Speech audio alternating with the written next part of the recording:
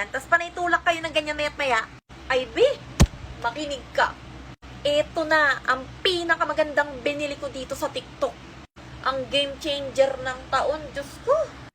Be, ipapasok mo lang siya ng ganito, tapos yung problema mo. Alam nga naman, bumili ka ng bagong salamin. Huy, ano ka ba? Magkano din yan? Lalo na pag yung frame mo, pagkamahal-mahal, hindi mo mapapalitan yan. Diyos ko, ang luwag-luwag.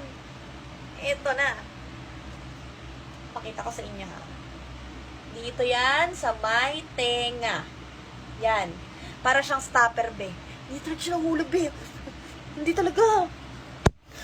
Ay, be, uunahan na kita bago ka pa mag-comment. Hindi yan masakit sa tenga. Kasi sobrang lambot niyan. Tignan mo naman. Perfect yan sa ears. At saka, be, hindi halata yan. Hindi pa pangit ang aura mo dyan. O, di ba? Tago. Kahit magtali ka pa ng buhok dyan, te, hindi kita dyan. Wag kang, ang arte mo. At saka, be, magugulantang ka kung magkano lang to. Gusto mo malaman? Nandyan yan sa yellow basket. Click mo, tas i-check out mo na. 5 agad. Pa isa-isa.